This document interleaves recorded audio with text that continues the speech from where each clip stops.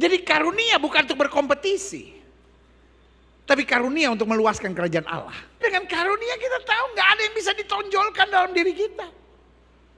Gak ada yang bisa ditinggikan dalam diri kita. Karena bukan kita, tetapi Kristus. Makanya Paulus bilang, aku tahu kepada siapa aku percaya. Aku yakin dia berkuasa. Makin kita menyadari karunia-karunia Allah. Yang pertama, kita makin cinta Yesus.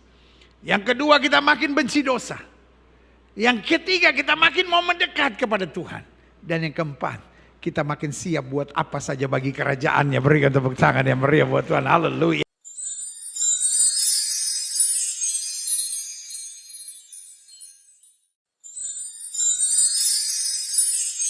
Buka Alkitab kita sama-sama. Hari ini kita akan membahas tentang mengarahkan pada karunia-karunia Roh Kudus. Dalam bahasa Inggris, karunia Roh Kudus disebut sebagai the gift of the Spirit. Gifts juga berarti hadiah. Sama-sama bilang sama saya, hadiah. Saya percaya bahwa pada dasarnya kita semua senang dengan hadiah.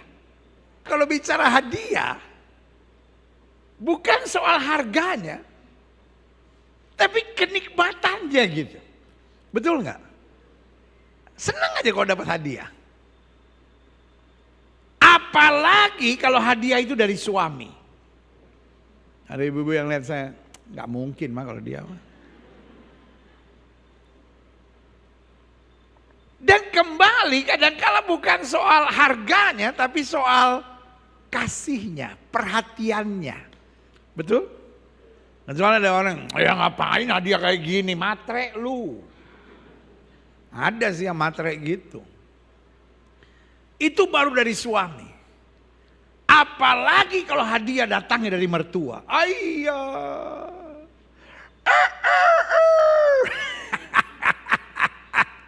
Ada yang mukanya asem banget lihat saya. Mertua. Tunggu matahari terbit dari barat, pendeta.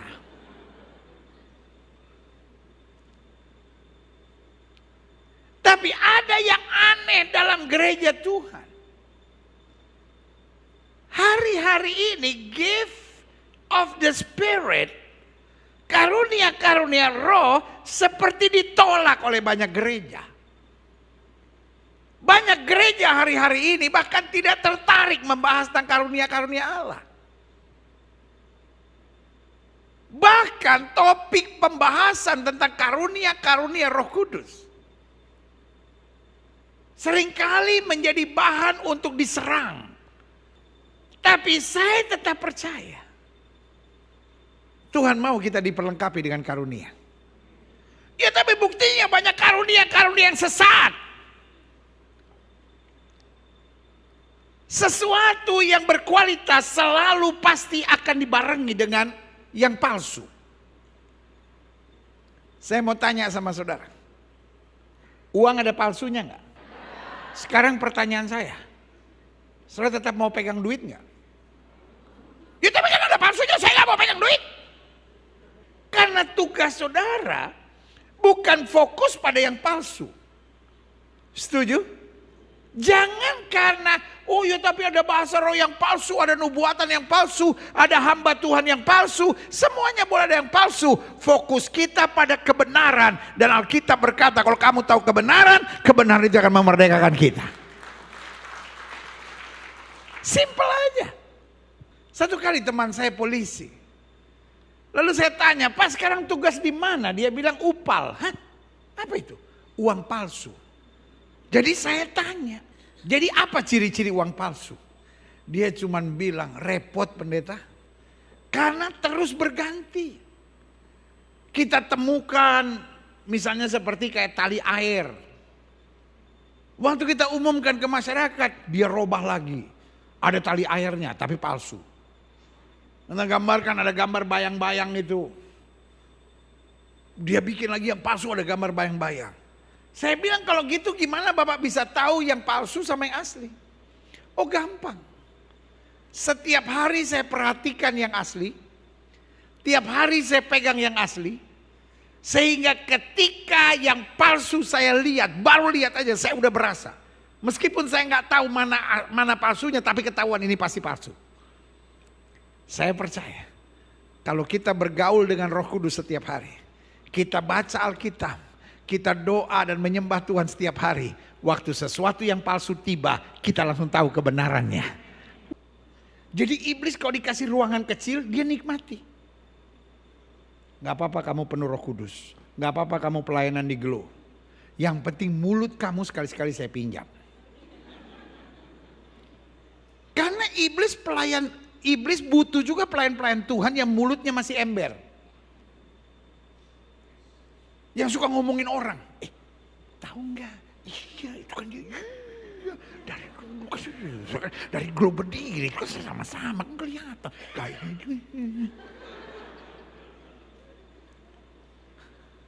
sebab yang kayak gitu yang bisa bikin perpecahan. Betul nggak? Karena kalau teroris dari Yaman tiba-tiba masuk ke Glow, nggak bisa bikin Glow pecah. Semua langsung ini. Kuasa setan aku patahkan, aku hancurkan dalam.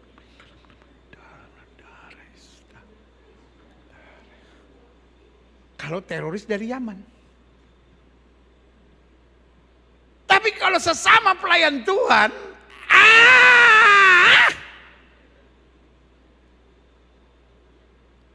yang bikin gereja pecah seringkali bukan setan, tapi bacot. Bilang sama sebelah saudara, lu salah satunya enggak?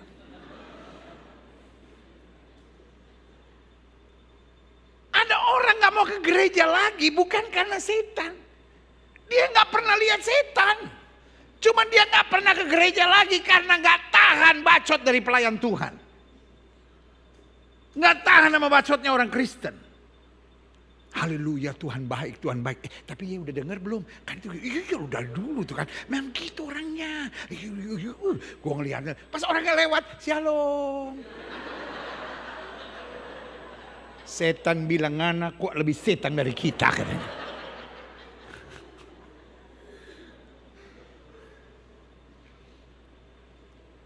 Jadi orang kalau sudah dipenuhi Roh Kudus bukan berarti sudah beres. Orang kalau sudah dipenuhi dengan Roh Kudus, dia harus berjuang untuk tidak memberi kesempatan sekecil apapun untuk setan. Makanya Yesus ingatkan murid-muridnya. Berdoa dan berjagalah supaya kamu jangan jatuh dalam pencobaan. Roh yang penurut tapi daging lemah. Jadi di daging yang lemah itu, di tengah kelemahan kita, iblis mau masuk. Makanya Yesus bilang apa? Aku berdiri di muka pintu dan mengetok. Pertanyaan saya, Yesus bisa dobrak gak? Bisa, but he don't want. He doesn't want. Dia gak mau. Kenapa dia gak mau? Karena dia sudah memberikan kepada kita yang namanya free will. Makanya untuk itu Yesus bilang, serahkan segala kekhawatiranmu kepadaku. Yesus bisa gak ambil semua kekhawatiran kita? Bisa. But he doesn't want to. Makanya Yesus bilang apa? Mari hai kamu yang letih lesu dan berbeban berat, aku akan beri kelegaan kepadamu. Bisa gak Yesus angkat semua beban berat kita? Sangat bisa. But he doesn't want to. Kenapa dia gak mau? Dia memberi kesempatan buat kita dengan free will yang ada pada kita untuk menyerahkan semuanya. Sampai di sini ngerti gak? Jadi ada orang dari ujung kepala sampai ujung kaki sudah dibaptis, dipenuhi dengan Roh Kudus. Cuman kupingnya yang belum Kristen. Dia mungkin gak suka ngomongin orang tapi senang dengar berita. Jadi itu gimana? Oh ya, oh haleluya, oh ya. Terus. Jadi orang kalau dipenuhi Roh Kudus, pastikan dia punya tanggung jawab untuk membereskan yang belum beres. Karena iblis, sekali lagi saya bilang, gak ada sesuatu yang baik. Satu-satunya dia gak maruk. Dikasih lubang kecil saja, kesempatan kecil dia masuk. Makanya jangan beri kesempatan kepada Ada orang sudah penuh Roh Kudus, cuman genit banget. Gak boleh lihat cewek.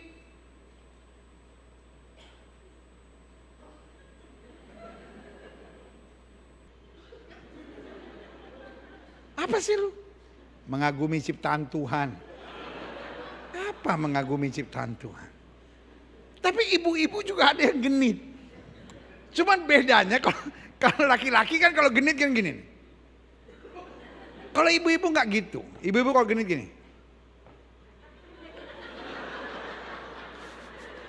CCP, curi-curi pandang. Selama meluaskan kerajaan Allah, selama membahas firman Tuhan, selama dibimbing oleh Roh Kudus, kita percaya itu berasal dari Tuhan. Amin. Selama sudah tidak meninggikan Yesus, selama tidak lagi mengkhotbahkan firman, selama hanya menonjolkan diri sendiri, itu baru perlu kita ragukan. Kita lihat selanjutnya. Aha. Klik. Tetapi kepada tiap-tiap orang, saya senang istilah ini, dikaruniakan penyataan roh untuk kepentingan bersama. Jadi tidak ada orang yang punya karunia. Bahasa saya lebih tepat, dititipkan oleh Tuhan. Yang punya karunia siapa? Tuhan.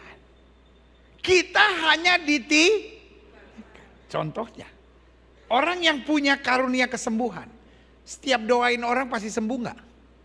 Belum tentu. Saudara-saudara yang merasa saya tidak punya karunia kesembuhan, saudara doakan orang sakit, pasti nggak sembuh nggak? Belum tentu. Kalau Tuhan memberi kepercayaan, tiba-tiba orang itu sembuh. Jangankan orang itu, sampai lu sendiri kaget. Sembuh ya? Ya ampun. Kok bisa? Karena itu barang titipan. Sama-sama bilang sama saya, penyataan roh. Kepada tiap-tiap orang dikaruniakan penyataan roh untuk kepentingan bersama. Sebab kepada yang seorang, roh memberikan, atau terjemahan aslinya bukan bilang memberikan, tetapi memanifestasikan karunia untuk berkata-kata dengan hikmat. Kepada yang lain, roh yang sama berkarunia dengan memberikan karunia atau memanifestasikan karunia berkata-kata dengan pengetahuan atau marifat. Iya kan? Ada orang lagi stres, setelah memberi konseling, tetapi konseling sudah sangat menyentuh. Itu bukan karena kata-kata sudah bagus, tapi karena hikmat roh Tuhan. Amin. Tiba-tiba sudah merasa ada sesuatu, sudah menyampaikannya. Itu bukan ahli nujum, tapi kata-kata pengetahuan. Tuhan mulai sampaikan buat saudara. Amin. Nah, dasarnya bukan karena saudara mencari karunia, dasarnya karena saudara ingin jadi berkat. Ngerti gak maksud saya? Makanya saya terlalu percaya bukan hanya pendeta yang bisa dapat karunia, tapi semua orang yang mau jadi berkat. Amin. Selanjutnya klik. Kepada yang seorang, roh yang sama memanifestasikan iman. Kepada yang lain ia memanifestasikan karunia untuk menyembuhkan. Kepada yang seorang, roh memberikan kuasa atau memanifestasikan kuasa untuk mengadakan mujizat.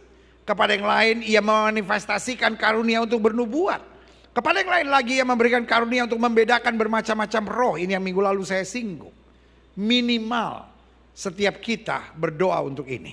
Kepada yang seorang ia memanifestasikan karunia untuk berkata-kata dengan bahasa roh. Dan kepada yang lain ia memanifestasikan karunia untuk apa? Menafsirkan bahasa roh itu. Jadi lepas daripada perdebatan hari-hari ini, harus kita ketahui karunia itu memang ada. Amin. Kalaupun ada palsunya, biarin aja. Kita gak tertarik dengan palsunya. Karena Alkitab bilang, Allah akan memberikan roti kepada anaknya yang minta roti dan tidak akan memberikan ular. Dan Allah akan memberikan Roh Kudus kepada setiap mereka yang memintanya. Jelas ya, kita lihat selanjutnya. Ayat 11 kita baca sama-sama, 1, 2, 3. Tetapi semuanya ini dikerjakan oleh Roh yang satu dan yang sama, yang memberikan karunia kepada tiap-tiap orang secara khusus seperti yang dikehendakinya. Jadi bukan hanya hamba Tuhan. Engkau mahasiswa kah? Engkau ibu rumah tangga kah? Engkau pedagang kah? Engkau pengusaha kah?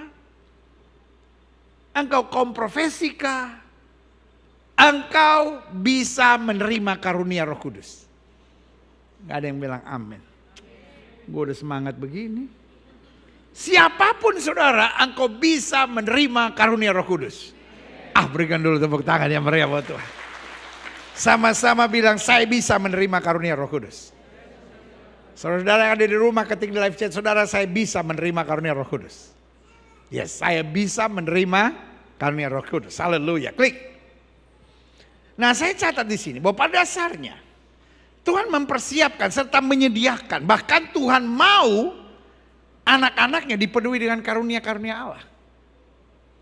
Tuhan tahu keterbatasan kita. Tuhan tahu kekurangan kita, Tuhan tahu segala kemampuan kita. Tapi Tuhan juga tahu apa yang Dia sudah persiapkan buat kita. Amin. Nah, kalau Tuhan mau kita dipenuhi dengan karunia-karunia Allah, berarti kenapa ada banyak kebingungan tentang karunia-karunia Allah? Saya berani ambil kesimpulan itu permainan setan. Itu permainan setan.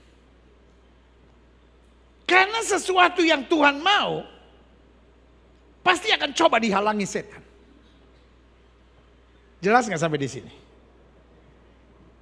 Taruh tangan kanan sudah di dada, sama-sama bilang saya tidak boleh tertipu.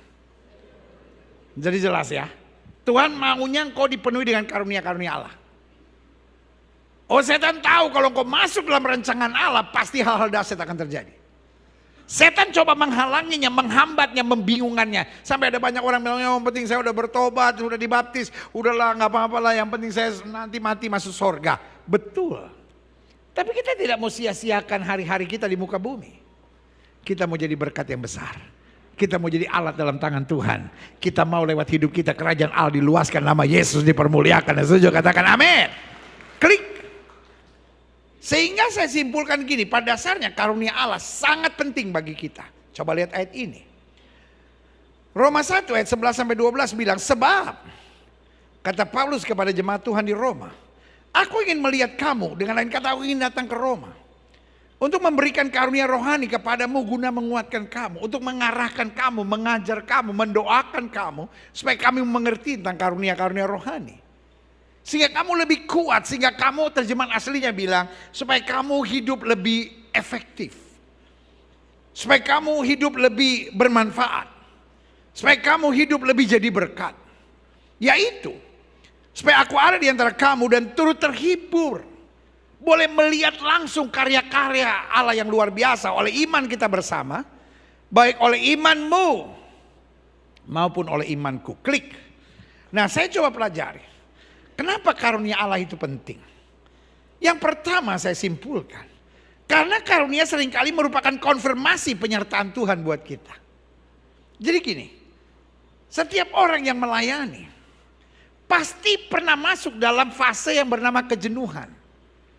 Tuhan betul gak ya pakai saya? Tuhan kasih 2 tanda kepada Musa. Tanda pertama adalah tongkat menjadi ular. Setiap kali Musa ragu, Musa akan lempar tongkat.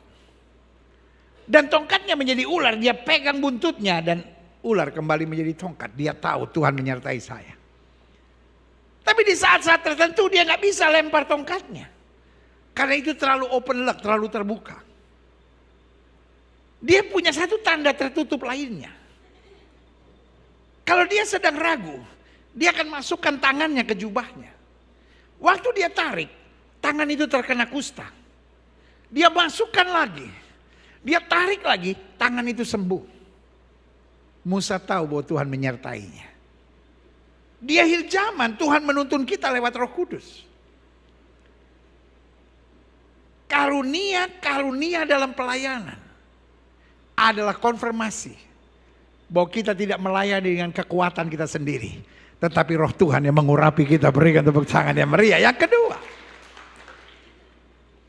kenapa karunia penting?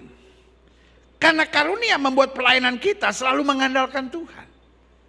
Dengan karunia kita tahu we are not the master.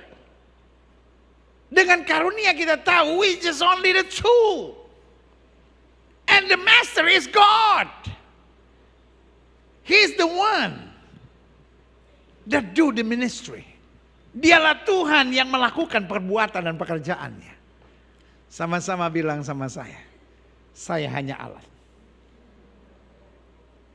Makanya pelayan Tuhan gak ada yang tengil. Gak ada yang belagu. Karena kita tahu kita ini hanyalah hamba-hamba Kristus yang tidak berguna. Jadi jangan karena pelayanan kita ada karunia terus kita pikir karunia bagian dari kasta. Kalau yang pelayanannya cuma biasa, wah itu kastanya sudra itu. Tapi kalau pelayanannya, wah ada urapan, banyak orang disembuhkan, wah itu karunianya atau kastanya Brahmana. No. Yang harus disembah hanya Yesus. Kita ini hanya hamba-hamba yang tidak berguna, tapi diangkat karena kasih anugerahnya, diperlengkapi dengan kemuliaannya, dijadikan alat bagi kemuliaan yang layak menerima mahkotanya. Saja katakan amin. Yang ketiga, kenapa karunia penting? Karena karunia membuat pelayanan kita efektif dan apa? Berbuah. Tuhan gak mau kita GGD, gitu-gitu doang. Tuhan mau hidup kita dahsyat. Tuhan mau hidupmu dahsyat. Siapa Yusuf? Hanya budak. Tapi Tuhan beri karunia sehingga hidupnya dahsyat. Siapa Musa? Anak yang ditinggalkan di Sungai Nil.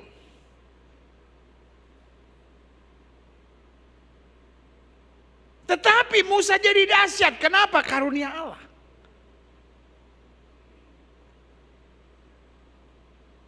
Siapa Daniel?